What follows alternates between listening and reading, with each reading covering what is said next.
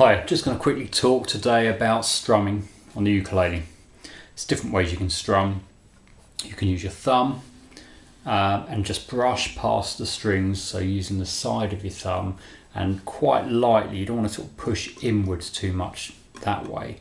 It needs to be lightly brushing the strings with your thumb parallel to the strings like that, ideally.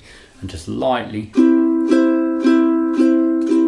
past the strings like that. The momentum of your arm, or at least your wrist, sort of moving like that, should be enough for the weight of your hand, or ideally a bit of your forearm as well, to go downwards. So you're using gravity to help there.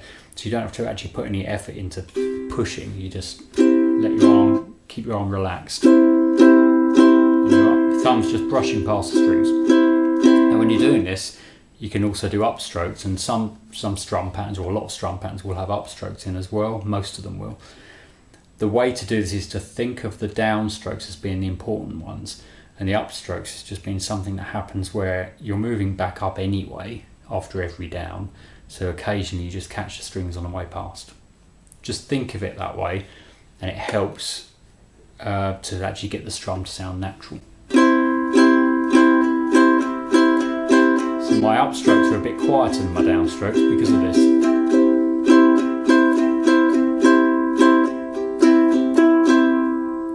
Okay, the most important thing with any strumming is that this arm just keeps moving. So that's one way, just side of the thumb. Another way is to use a pick, and then you just treat the downstrokes and the upstrokes exactly the same as what I was just saying with the thumb. I personally don't really use a pick on the ukulele, but a lot of people do. And there's nothing wrong with using a pick. You want quite a light one really on a ukulele if you're going to, or a felt one. The other thing you can do is you can hold your thumb and your forefinger like this, as though you're holding a pick. There isn't a pick there. And then you use your fingernail to go down on the strings, and for the upstrokes your thumbnail catches the strings on the way up. So now that's a much louder, kind of harsher sounding version of the thumb one that we started with. So if I just do the two to compare, and then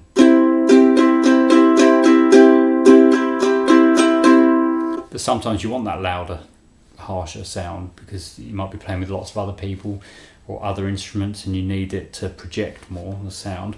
If you're just playing on your own, you might want a mellower, quieter sound. Then the thumb's good.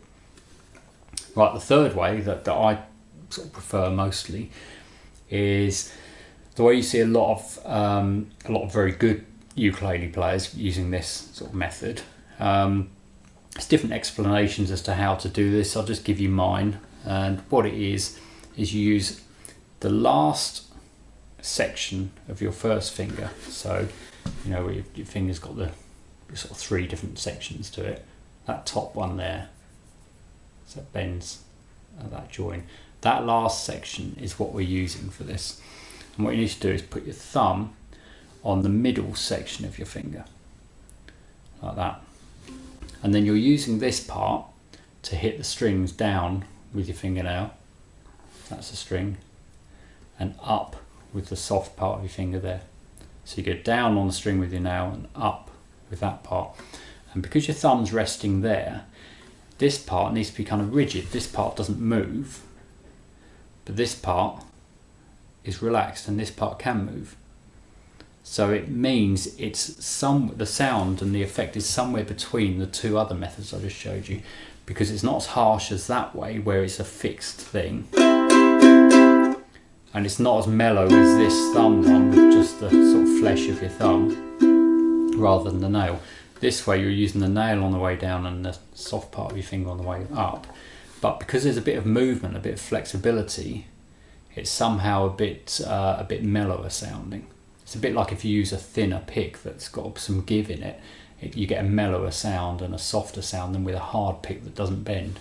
Same kind of idea. And so as I said, yeah, thumb like that. And this part needs to hit the string pretty much at a right angle like that, as close as you can get. So what that means is sort of pointing in at the strings like this. I don't know if you can see that, pointing in like that. Okay.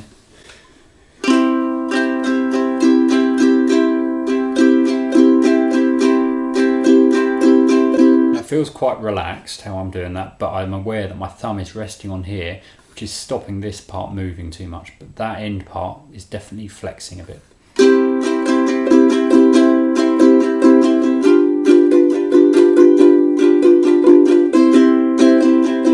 And again, as with the other ones I've just shown you, you need to think of the downs as being the important ones and the ups as being less sort of significant. They're just something that happens as you're coming past the strings. Whereas the downs is more gravity pulling your arm down, and they're a bit more definite, I suppose.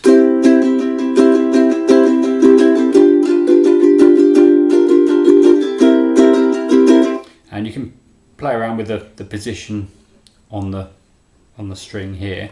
You get a totally different tone depending on your ukulele, but you get a completely different tone here to here.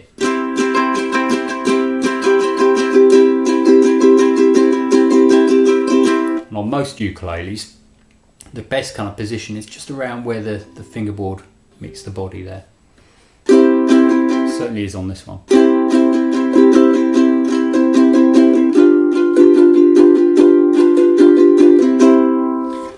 There are other methods of strumming on a ukulele, but they're the ones that I prefer.